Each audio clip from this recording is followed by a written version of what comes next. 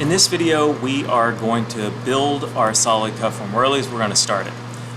In order to do this video, you needed to complete the last activity, which was to find a reference or an idea for a cup or a bowl.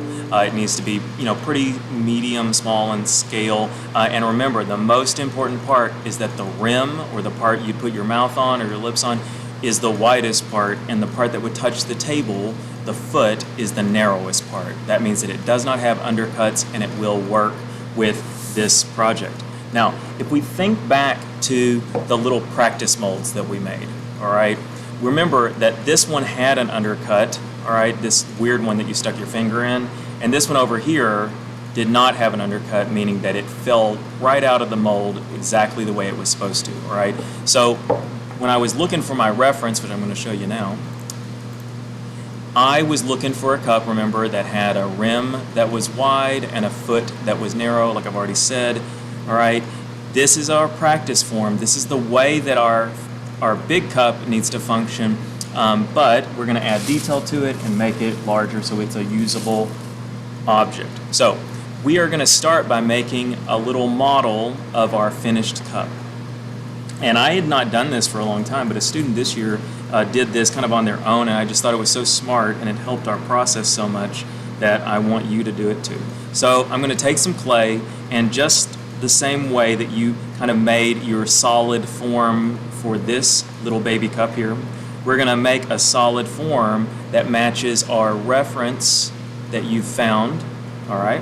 And so this reference that I have found is a little cylinder, so I'm going to spend a second turning this into a little cylinder, and you can roll it on the table if you need to. So kind of whatever works here.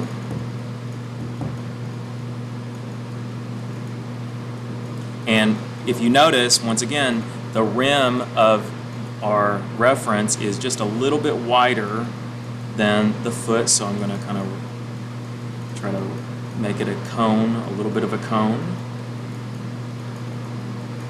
And then it's too tall. I'm going to make it fatter, shorter.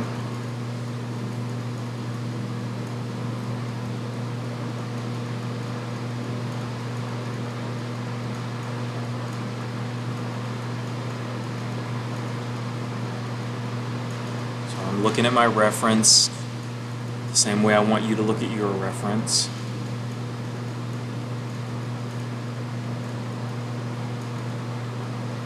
Keep changing this little block of clay, this little solid piece, so it kind of looks like a miniature version of our finished piece. Now my cup has this detail around the bottom, so I'm going to add that.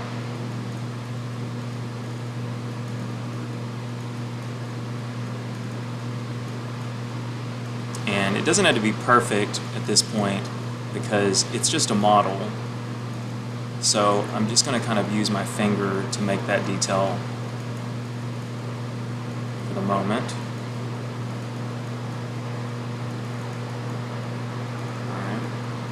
All right. The bottom has kind of caved in a little bit, so I can add a little clay here.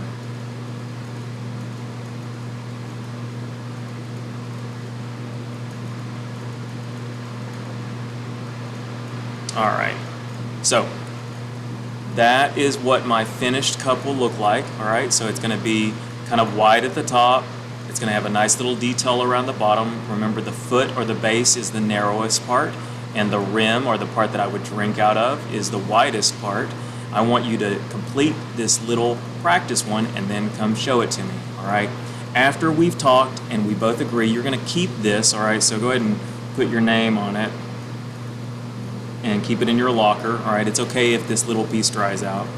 Then, once we've talked, then you're ready to start the next part, which is to make your full-size one. I'm going to set this aside, make this picture a little bit smaller.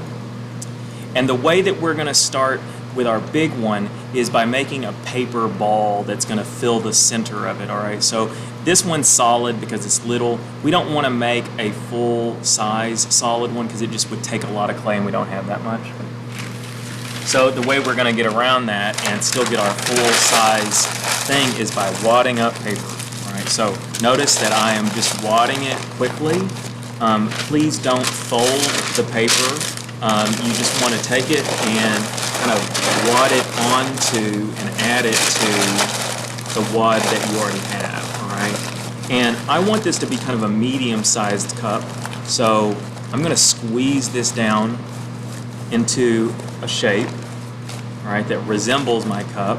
And we are making this shape upside down. So I placed the fattest part of the rim on the table like this, just like when we made this little guy like that, all right? We're making them upside down. And this wad of paper, all right, matches my cup pretty good. It's not perfect. It's okay that it's not perfect, all right? I'm just gonna try to get it pretty close. After I've got my wad of paper, and you can use some tape to hold it together if you need to, but for real, we don't. It's not a big deal if it comes apart a little bit, because its job is not to look like a cup. Its job is just to take up space. So I'm going to lay my clay on top of this, and then I'm going to squeeze the clay down around it. I can tear off my extra. So I'm not trying to make it pretty, not trying to make it nice, I'm just trying to get it covered. Notice I'm not putting clay underneath. I'm just putting clay on top of and around, and I'm squeezing it down. This clay here at the bottom, I'm going to smush it in. So I don't want it to have a little skirt on it. If it's a lot of clay, I can tear it off.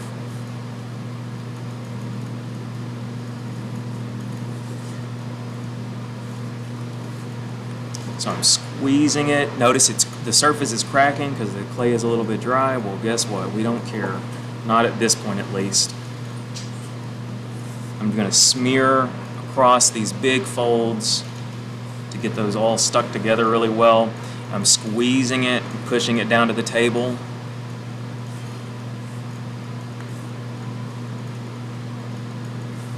I've got this big fold right here, so I'm going to smear across there. Notice I've not used any water, so I shouldn't see you get in the surface all slimy and everything like that. It doesn't really help us.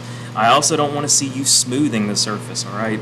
So it's not a bad thing, but it's not a good use of our time because it doesn't matter at this point, and you'll have a chance to smooth later. All right, I'm trying to get it so that it's pretty much like a big boy version of this little model that I made that we've already talked about.